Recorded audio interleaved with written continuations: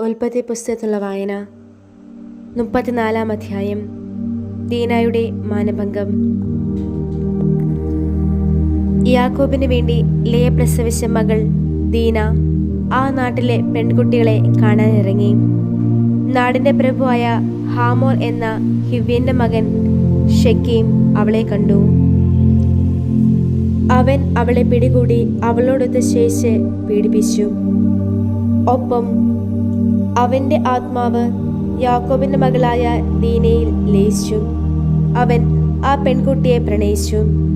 അവൻ ആ പെൺകുട്ടിയോട് ഹൃദയപൂർവ്വം സംസാരിച്ചു.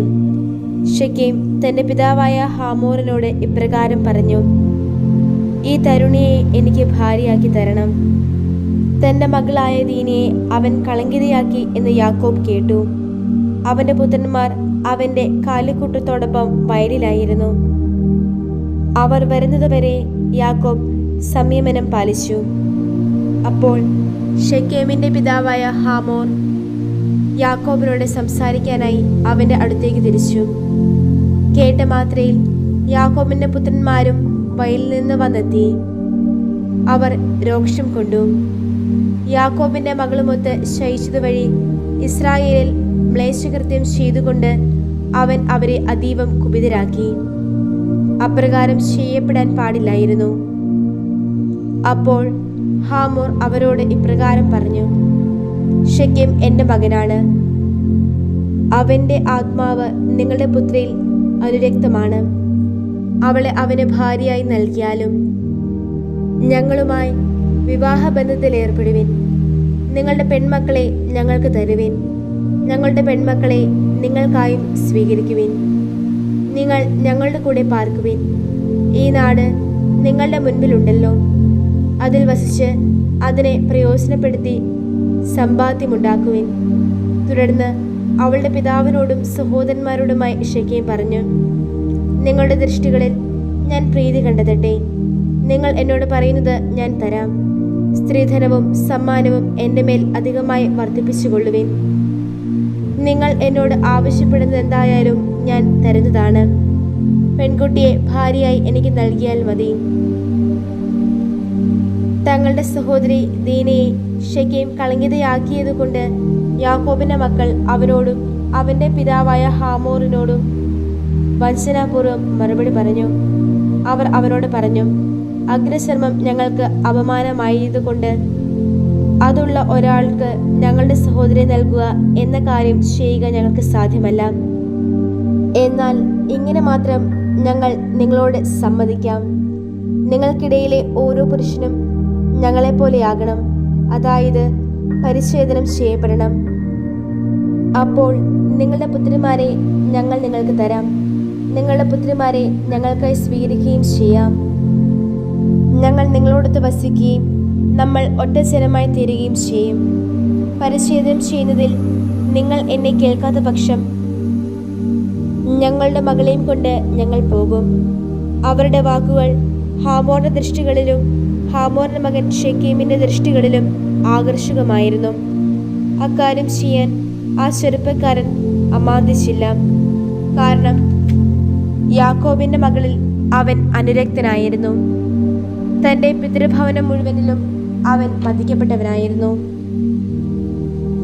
ഹാമോറും സ്വപുത്രൻ ഷെക്കീമും തങ്ങളുടെ നഗര കവാടത്തിങ്കൽ ചെന്ന് തങ്ങളുടെ പട്ടണത്തിലെ ആളുകളോട് ഇപ്രകാരം പറഞ്ഞു: ഈ ആളുകൾ നമ്മോട് സൗഹാർദ്ദത്തിലാണ്.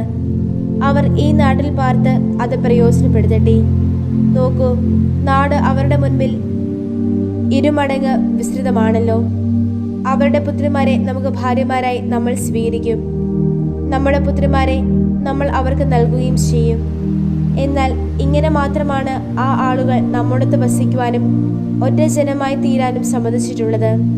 അതായത് അവർ പരിച്ഛേദിതരായിരിക്കുന്നത് പോലെ നമ്മുടെ ഓരോ പുരുഷനും പരിച്ഛേദിതനാകണം.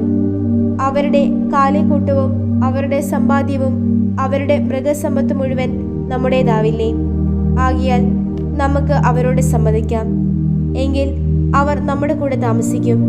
അവരെ നഗരകവാടം കടന്ന എല്ലാവരും ഹാമോറിനെയും അവൻ്റെ മകൻ ഷെക്കേമിനെയും അനുസരിച്ചു.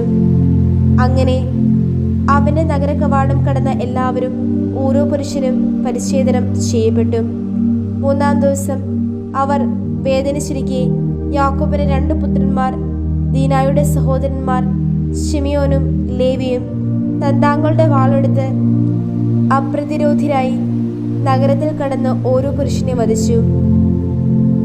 ഹാമോറിനെയും അവന്റെ മകൻ ഷെക്കീമിനെയും അവർ വാളിന്റെ വായ്ത്തലയ്ക്ക് ഇരയാക്കി. ഷെക്കേമിന്റെ വീട്ടിൽ നിന്ന് ദീനയെ വീണ്ടെടുത്ത് അവർ പുറത്തു കടന്നു. തങ്ങളുടെ സഹോദരിയെ അവർ കളങ്കിതയാക്കിയതിനാൽ വധിക്കപ്പെട്ടവരുടെ ഇടയിലൂടെ യാക്കോബിന്റെ മക്കൾ വന്ന് നഗരം കൊള്ളയടിച്ചു.